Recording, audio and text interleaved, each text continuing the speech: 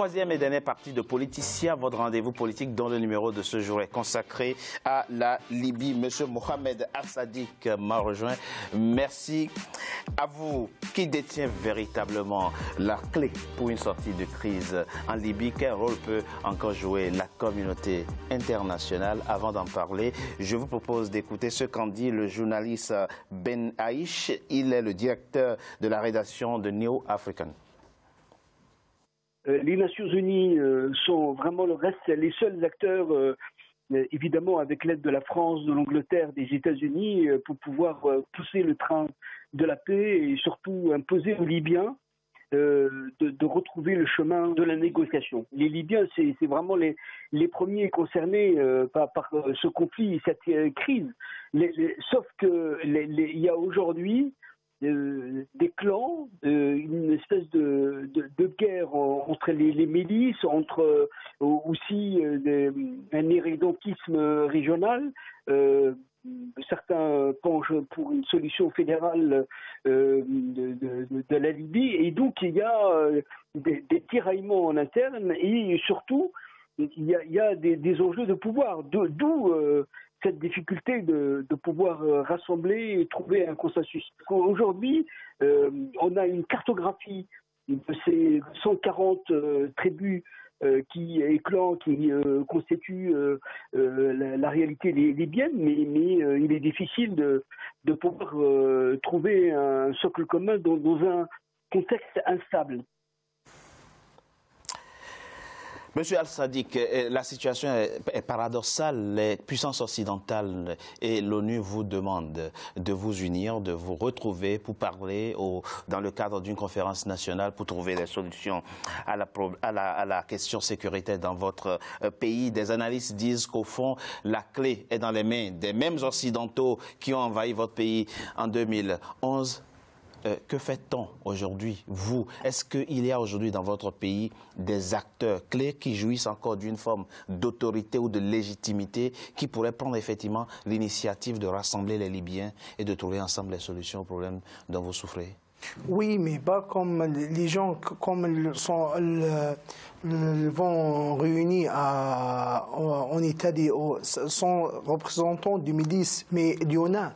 Il y en a des Libyens ils ont des compétences pour réunir tous les Libyens, mais malheureusement, elles sont mises sous les sanctions, malgré qu'ils sont des chefs de province pour développer, comme c'est l'Islam. Il y a des chefs de tribus aujourd'hui qui jouissent d'une notoriété et de l'autorité nécessaire pour prendre ce genre d'initiative. Oui, exactement. Comme par exemple au sud, il y a des conseils des tribus de Fazan. Oui. Ils ont réussi à résoudre tous les conflits en sud de la Libye, entre les Touaregs et Toubou, entre les tribus arabes, entre les gens.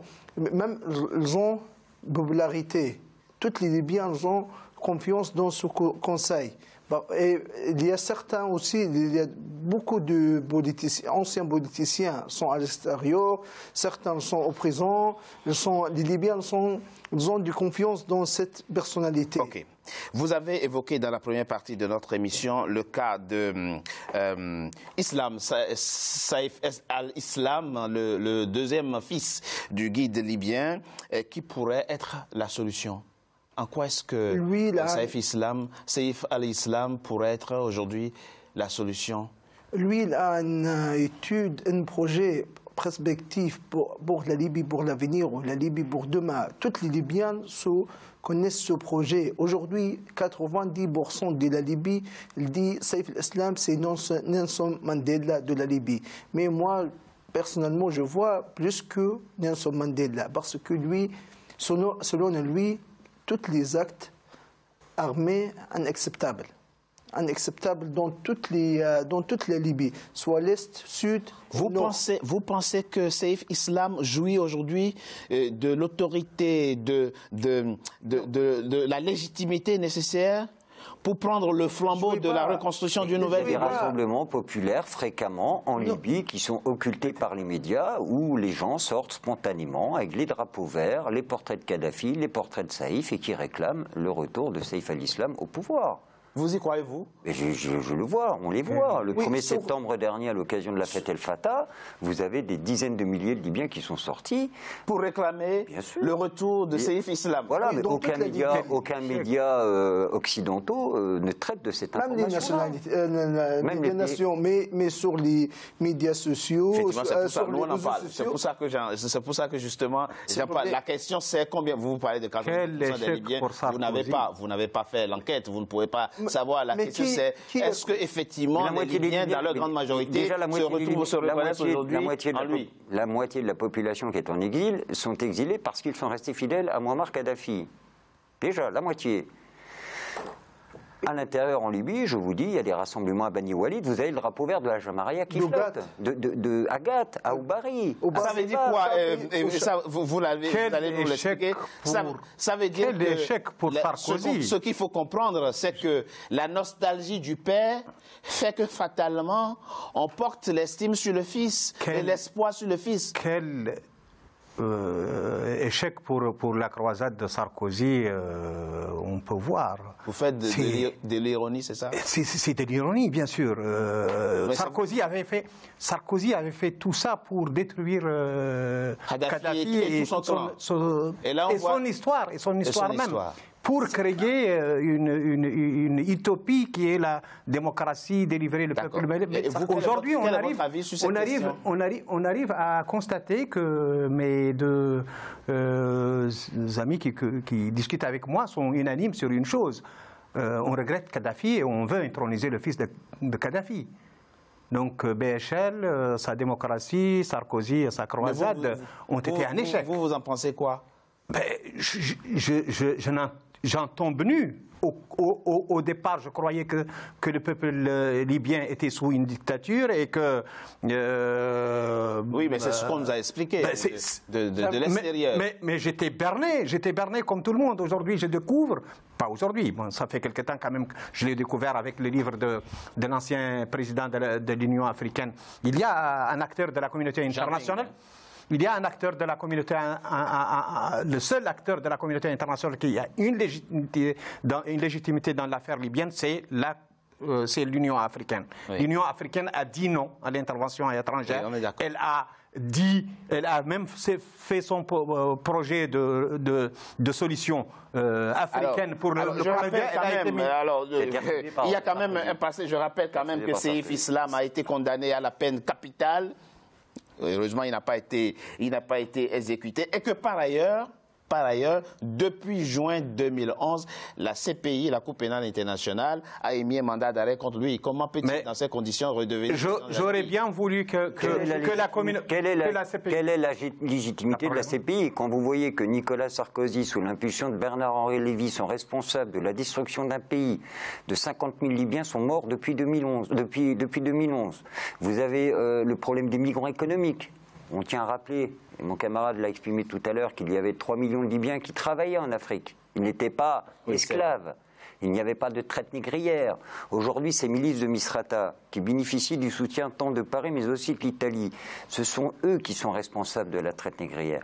Et les premiers Noirs à avoir été victimes de la négrophobie de ces milices, ce sont les milices de Tawarga, qui depuis 2011 n'ont pas pu regagner leur ville et vivent dans des ghettos dans la banlieue de Tripoli et de Benghazi.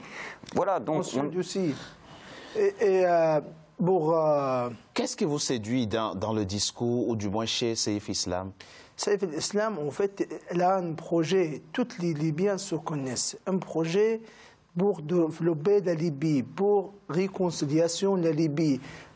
On a vu le 1er septembre de 2018, toutes les villes, les pays de la Libye sont sortis avec les rabots, avec Sauf que depuis, il est caché. Il a été libéré, mais il est caché. Personne ne sait où il se cache. Pour sa protection. Il va falloir qu'à un moment donné, s'il veut redevenir président de la Libye... Il y a plusieurs pays qui ne veulent pas le retour de Seif el-Islam. Mais je vais vous dire pourquoi. Parce que la réhabilitation de la Jamaria arabe libyenne, qu'est-ce qui s'est passé le lendemain de la mort de Muammar Kadhafi? Le CNT privatise la Banque centrale libyenne. On fait une estimation. Conseil national de transition. Voilà. 15 jours après, on fait une estimation des avoirs portés par la Jamaria arabe libyenne en Europe, qui est estimée de 70 milliards. l'État libyen a investi 10 fois plus. Donc le retour de Saïf al-Islam, le retour de la Jamaïa arabe libyenne mettront à mal il détient pratiquement tous les secrets de son père. Parce que lui, elle aussi... Au même titre que Sénoussi, qui est toujours détenu actuellement. Voilà. Donc, au fond, il y a beaucoup d'acteurs extérieurs qui n'ont pas intérêt à ce qu'ils reviennent. Complètement, et c'est pour ça qu'il est caché actuellement. S'il vous plaît. En fait, Saïf al-Islam aussi, il est opposé à tous les groupes islamistes. Soit frères musulmans, soit salafisme, soit ça, sur Jamaïri, il n'y a aucun groupe islamiste. C'est pour ça que certains pays arabes ne vont pas retourner le retour. Oui, voilà, justement, c'est ça. Ils ne veulent pas ce retour. Ils payent 10 milliards de l'argent libyen pour ne retour pas. Mais comment va-t-il faire alors? Enfin, c'est la volonté du peuple libyen. C'est pas de décider. Ce n'est pas à la CPI, ce n'est pas à la communauté, ce n'est pas aux Nations Unies de décider à la place du peuple libyen. Ils le font depuis 2011. C'est la volonté. Ils le font depuis. Mais est-ce que c'est possible? Est-ce que c'est possible, Monsieur Gélani, et vous êtes un connaisseur de la question. Est-ce que c'est aujourd'hui possible de reconstruire la Libye sans ceux qui l'ont détruite? C'est la question aujourd'hui. Si eux tous, ils sont contre le retour de Saïf Islam, comment est-il possible, du moins dans quelle mesure est-il encore possible aujourd'hui de réaliser l'unanimité autour de ce monsieur et de le laisser venir? Il est impossible de construire la Libye sans la volonté de ceux qui l'ont détruite. Voilà. Et voilà que ceux qui ont détruit la Libye ne veulent pas du retour de Saïf Islam. Qui l'ont détruite aussi, en avançant une chimère, celle de la démocratie face à la dictature. D'accord. Maintenant, voilà qu'ils ne sont pas... Aujourd'hui, c'est la dictature des armes qui s'exprime. Alors, normalement, la présidentielle, nous l'avons dit, était prévue pour décembre 2018, mais l'émissaire des Nations Unies en Libye a dit, effectivement, a indiqué ce 8 novembre que la situation sécuritaire du pays ne permet pas la tenue d'organisation. Il propose printemps 2019. D'ici là, qu'est-ce qui va se passer? Quels sont les schémas possibles? Vous savez, le gouvernement de Sarraj et de Toubrouk, puisqu'il a été divisé, ont été élus en 2014 vous avez 120 000 Libyens sur 6 millions qui ont exprimé le vote. Vous avez 3% de la population. Voilà ce qu'aujourd'hui la communauté internationale reconnaît comme étant légitime à représenter le peuple libyen. 3% de Libyens ont voté. Maintenant, on demande de nouvelles élections. Effectivement, il va y avoir des élections en 2019. Mais il n'y aura pas d'élection en 2019, il n'y aura pas d'élection en 2020, puisque aujourd'hui, comme vous le disiez très justement, certains pays se réjouissent de cette situation actuelle. On est à officiellement 1 300 000 barils jour. Oui. Il y en a 500 000 qui sortent de manière clandestine. Ils sont achetés à $10. C'est ça les trafics d'armes qui s'opèrent. Il y a des fortunes qui se sont faites depuis 2011. Et ce qui serait intéressant, c'est que des sociétés de production et d'investigation regardent au plus près l'accroissement de la fortune de M. Bernard-Henri Lévy depuis 2011. Il y a 500 000 barils par jour qui sortent de façon parallèle. Qu'est-ce qu'il a, Bernard-Henri? Non, mais c'est pas. Et qui sont ceux qui achètent ce pétrole à $10 le baril? Ce sont des multinationales, des traders. Ce sont des échanges d'armes qui s'opèrent, notamment en provenance de Serbie pour l'essentiel. Donc il y a tout un business juteux. Je tiens quand même à rappeler qu'il y a toujours l'embargo officiellement sur les armes en Libye. Dans les statistiques actuelles, il n'y a pas d'importation d'armes. Il y a l'embargo. Un embargo. Oui, bien sûr. Bon. Pas d'importation, ça veut dire pas de statistiques officielles. Bien avant d'ailleurs la mode. Pas de statistiques officielles. Par contre, les armes, il y en a toujours, circulent beaucoup en Libye et au Sahel, en transitant par la Libye. Le problème, c'est que dans ce mélange d'acteurs, pour certains non identifiés, vous avez aussi l'État islamique qui s'est solidement... Oui, mais à ce que je sache, l'État islamique n'a pas une fabrique d'armes. Les armes viennent de quelque part. Ils ne produisent pas les armes. Mais les armes de l'armée libyenne, elles sont où? Elles sont passées quelque part. Vous prenez n'importe quel spécialiste des questions d'armement, vous dira que les équipements d'une armée, pendant une année d'utilisation, la seconde année, il faut renouveler. Donc, sauf pour quelques... On peut aussi se poser la question de la présence illégale de l'armée italienne sur le sol libyen, sur le sol libyen, à Misrata. Mais il n'y a pas que l'Italie qui a son armée. Et les forces spéciales italiennes qui forment ces mêmes milices de Misrata qui sont responsables de l'envoi des migrants. Vous voyez un peu la complexité au sein du comité révolutionnaire international.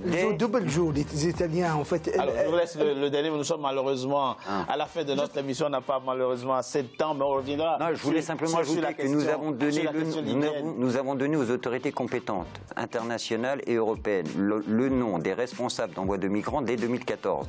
Ceux qui font le trafic de migrants, nous avons identifié clairement, la liste de nous avons fourni. Personnes. Rien n'a été fait, monsieur, jusqu'à ce jour. Dernier mot très rapidement. Vous êtes en fait, dernièrement, les Italiens ils jouent double jeu en Libye. Ils soutiennent les milices de Misrata. Il soutient aussi le Conseil présidentiel qui n'a aucune compétence en terre des Libyens. C'est pour ça que tous les Libyens aujourd'hui sont opposants, toutes les milices et les conseils présidentiels et même le gouvernement de l'Est. On a bien compris. Avant de terminer, je voulais lancer un appel. Donc appelez l'Union africaine qui a joué un rôle en 2011 pour justement empêcher ce chaos, puisque je pense que l'Union africaine savait ce qui allait se passer, de se rapprocher du Conseil suprême des tribus libyennes. Il est important, parce que la solution, elle passera par les tribus libyennes et non pas... Merci à vous. Merci à vous. On l'a bien compris, l'assassinat du guide libyen est la pire des choses qui est arrivée à votre pays, mais vaille que vaille, la Libye se reconstruira de toute façon, parce qu'un peuple a toujours un génie qui lui permet les volontés de se reconstruire. Libyens, elle va gagner enfin, c'est sûr. C'est la fin, mesdames et messieurs, de Politicien, votre rendez-vous politique. Je vous remercie d'avoir été nombreux à suivre. Restez toujours fidèles au programme d'Africa 24. À très bientôt pour un nouveau numéro de Politicien.